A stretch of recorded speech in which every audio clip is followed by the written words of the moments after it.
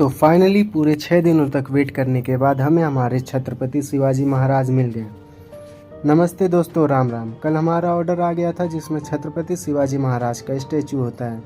मैं तुरंत अनबॉक्सिंग करके गाड़ी में उनको बैठा दिया बिकॉज मैं काफ़ी दिनों से एक्साइटेड था कि कब हम इनको अपनी गाड़ी में बैठाएंगे।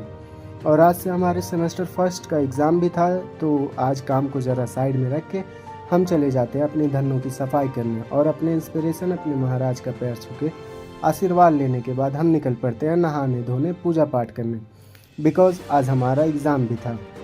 फिर रेडी होके निकल पड़ते हैं कॉलेज की तरफ बढ़ते ही हमें हमारे दोस्त राज मिल जाते हैं। राज के साथ ही हम कॉलेज पहुंच जाते हैं। कॉलेज में एंट्री लेते ही फ़ोन्स और बैग्स अलाउ नहीं थे, हमें फ़ोन्स रखना पड़ा।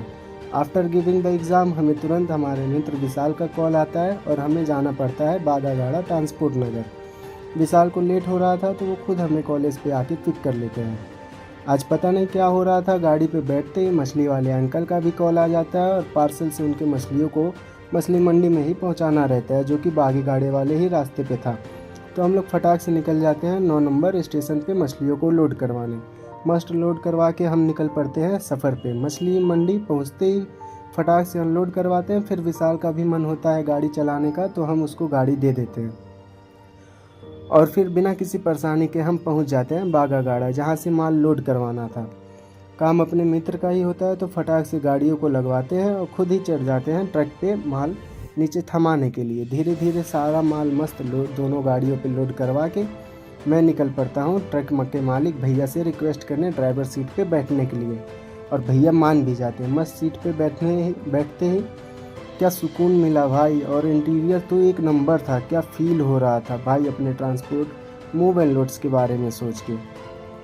आएगा कभी हमारा भी दिन जब अपनी ट्रकें अपनी गाड़ियां इसी तरह हाईवेज रोडों पे पार्सल पहुंचाएंगे। बाय द वे गाइस, भैया बहुत मस्त थे, सीट पे बैठने भी दिए और मोरबी से वो गाड़ी चला के आ रहे थे, थके हुए थे और उनको चाय भी पीना था। तो हम लोग मस्त गाड़ी को साइड में पार्क करके चले जाते हैं चाय पीने।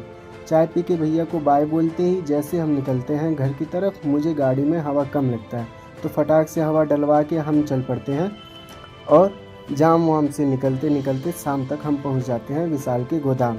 ऑलरेडी बहुत लेट हो चुका था गैस और भूख भी बहुत लगा था बिकॉज कॉलेज से आने के बाद तुरंत जाना पड़ा था काम पे, इसलिए फटाक से अनलोड करवा के हम निकल पड़ते हैं घर की तरफ और खा पी के मस्त सो जाते हैं कल की सफ़र के लिए। धन्यवाद।